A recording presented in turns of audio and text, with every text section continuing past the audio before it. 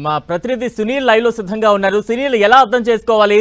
నిన్న మొన్నటి వరకు కురిసిన వర్షాలు ఒక ఎత్తు అయితే ఈ రోజు రేపు కురవబోయే వానలు చాలా డేంజర్ అంటూ కూడా ఇప్పటికే వాతావరణ శాఖ రెడ్ అలర్ట్ కూడా జారీ చేసిన పరిస్థితి తెలంగాణ వ్యాప్తంగా. మరోవైపు హైదరాబాద్ నగర పరిసర ప్రాంతాల్లో ఎటువంటి సిచ్యువేషన్ కనిపిస్తోంది? ప్రస్తుతం అధికార యంత్రాంగం ఎంత అలర్ట్ గా ఉంది? వాయువ్య బంగాళాఖాతంలో ఏర్పడినటువంటి అల్పపీడన ప్రభావం వల్ల రానున్న 48 గంటల్లో భారీ నుంచి అతి భారీ వర్షాలు కురుస్తాయని మాత్రం ఇప్పటికే వాతావరణ శాఖ అధికారులు హెచ్చరికలు కూడా జారీ చేయడం జరిగింది. ఇప్పటికే మనం చూస్తూ తెలంగాణ రాష్ట్ర వ్యాప్తంగా ఉన్నటువంటి కొన్ని జిల్లాలకు ఆరెంజ్ అలర్ట్తో పాటు కొన్ని జిల్లాలకు మాత్రం రెడ్ అలర్ట్ కూడా ప్రకటించింది. రెడ్ అలర్ట్ ముఖ్యంగా హైదరాబాద్ మొత్తం కూడా పూర్తిగా వాతావరణ శాఖ అధికారులు రెడ్ అలర్ట్ ప్రకటించారు. దాదాపు 48 గంటల పాటు భారీ వర్షాలు పడే అవకాశం ఉంది. ఇప్పటికే తెలంగాణ రాష్ట్ర ప్రభుత్వం కూడా నిన్న ఒక సర్క్యులర్ను కూడా ఇష్యూ చేసింది. ఎందుకంటే వాతావరణ శాఖ అధికారులు ఇచ్చినటువంటి ఆదేశాల నేపథ్యంలో ప్రజలెవరు కూడా అవసరమైతే తప్ప ఎవరు కూడా ఇంట్లో నుంచి బయటికి రావడానికి వీలేదు. మరోవైపు ముఖ్యంగా పాఠశాలకు సంబంధించిన విద్యార్థులు అంటే ఒక్క పూట పడి అంటే మధ్యాహ్నం వరకే వారిని విడిచిపెట్టాలంటూ కూడా ఇప్పటికే అటు తెలంగాణ రాష్ట్ర ప్రభుత్వం ఒక సర్క్యులర్ కూడా ఇష్యూ చేసింది. మరోవైపు జిహెచ్ఎంసీ పరిధిలో చిన్నపాటి వర్షానికే మొత్తం కూడా రోడ్లన్నీ పూర్తిగా జలమవుతున్నటువంటి నేపథ్యంలో ఈ భారీ వర్షాలు కురుస్తున్నటువంటి నేపథ్యంలో అటు అధికారులందరూ కూడా ఎప్పటికప్పుడు అప్రమత్తంగా ఉండాలి.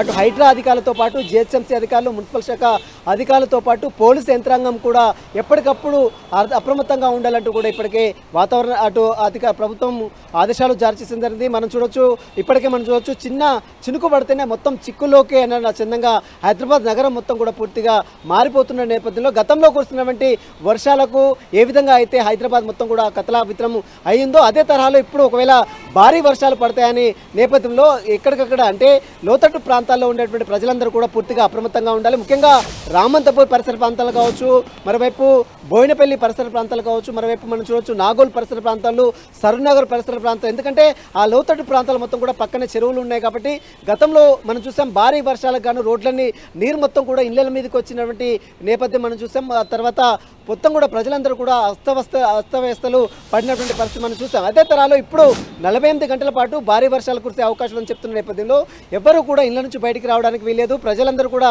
ఎక్కడికక్కడ అప్రమత్తంగా ఉండి కొన్ని నెంబర్స్ కూడా ఇచ్చారు. మనం చూడొచ్చు కాల్ సెంటర్ ఎక్కడైనా వర్షం నీరు వారి ఇళ్లలోకి వస్తే మాత్రం వెంటనే అధికారులకు వెంటనే ఫిర్యాదు చేయాలంటూ కూడా కొన్ని contact numbers, help line numbers కూడా అందుబాటులోకి తీసుకొచ్చారు రాష్ట్ర ప్రభుత్వము. జిహెచ్ఎంసీ అధికారులు కావచ్చు, హైడ్రా అధికారులు కావచ్చు, మరోవైపు ట్రాఫిక్ పోలీసులు. మనం చూడొచ్చు మొత్తం ఎక్కడికక్కడ వర్షం ఉదయం నుంచి కూడా వర్షం పడుతున్న నేపథ్యంలో మొత్తం హైదరాబాద్లో ఉన్నటువంటి ప్రధాన కూడలి మొత్తం కూడా ఇప్పటికే ట్రాఫిక్ జామ్ అయినటువంటి పరిస్థితి మాత్రం చూడొచ్చు.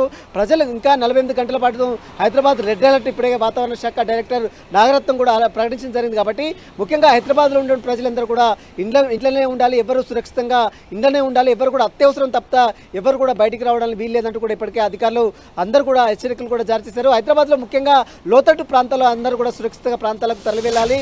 ఎందుకంటే భారీ వర్షం పరిచే అవకాశం ఉంది. మరోవైపు పురాతన కట్టడాలు ఏదైతే ఉన్నాయో మనం చూసాం గతంలో సిటీ లైట్ హోటల్ లాంటి ప్రమాదాలు జరిగే అవకాశం ఉంది. కాబట్టి అలాంటి ఇన్సిడెంట్ జరగకుండా పురాతన కట్టడాల్లో కూడా ఎవరు ఉండడానికి వీలేదు. ఆ సురక్షిత ప్రాంతాలకు వెళ్ళిపోవాలంటూ కూడా ఇప్పటికే జిహెచ్ఎంసీ అధికారులు పాతబస్తీ పరిసర ప్రాంతాల్లో పురాతన కట్టడాలు ఇప్పటికే చాలా వాటిని గుర్తించారు, కొన్ని డిస్మాంటిల్ చేశారు, మరికొన్ని ఇంకా అలాగనే ఉన్నాయి. కాబట్టి ఆ బాణంలో ఎవరు ఉండడానికి వీల్లేదని మాత్రం ఇప్పటికే జిహెచ్ఎంసీ అధికారులు కూడా హెచ్చరికలు జారీ చేశారు. మరోవైపు పోలీస్ యంత్రాంగం అటు హైడ్రాతో పాటు జిహెచ్ఎంసీ అధికారులతో పాటు మరోవైపు పోలీస్ యంత్రాంగం అందరూ కూడా సమన్వయం చేసుకుంటూ ముందుకెళ్లాల్సినటువంటి అవసరం ఉంది. కాబట్టి ఖచ్చితంగా వారందరూ కూడా ఎప్పటికప్పుడు ప్రజలకు అందుబాటులో ఉండాలి. మరోవైపు డిజాస్టర్ మేనేజ్మెంట్ టీం, ఎందుకంటే రోడ్లపై వర్షాలు పడి చెట్లు ఇరిగిపోతూ ఉంటాయి, చాలా కూలిపోతుంటాయి. కాబట్టి వాటికి సంబంధించిన డిజాస్టర్ మేనేజ్మెంట్ టీం కూడా రంగంలో దిగింది. కాబట్టి ఎప్పటికప్పుడు ప్రజలకు ఎక్కడైనా ఇబ్బందులు తలెత్తే మాత్రం వెంటనే హెల్ప్ లైన్ సెంటర్కి కాల్ చేసి వారికి వెంటనే అధికారులకు సమాచారం ఇవ్వాలంటూ కూడా ఇప్పటికీ అధికారులు కొన్ని హెల్ప్ లైన్ నెంబర్స్ కూడా ప్రజలకు అందుబాటులో ఉంచడం జరిగింది. కాబట్టి ఖచ్చితంగా రానున్న 48 గంటల్లో ప్రజలందరూ కూడా పూర్తిగా అలర్ట్ ఉండాలి. ముఖ్యంగా చిన్నపిల్లలు, పాఠశాలలో సంబంధించినటువంటి పిల్లలు కూడా మధ్యాహ్నం వరకు ఇంట్లో నుంచి వెళ్ళిపోవాలి, పాఠశాల నుంచి వెళ్ళిపోవాలి. మనం చూసాం మల్కాజ్గిరి ప్రాంతంలో గతంలో వర్షానికి చిన్న బేబీ కొట్టుకొని పోయి చనిపోయినటువంటి ఘటనలు మనం చూసాం. కాబట్టి మళ్ళీ అలాంటి ఘటనలు పునరావృతం కాకుండా ఉండాలంటే ఎవరు కూడా చిన్నపిల్లల్ని బయటికి వెళ్ళడానికి షాప్ వెళ్ళడానికి ఎవరిని కూడా పంపించడానికి వీలేదు. ప్రజలు తల్లిదండ్రులందరూ కూడా అప్రమత్తంగా ఉండాలంటూ కూడా ఇప్పటికే అధికారులందరూ కూడా దిశానిర్దేశం ఇవ్వడండి.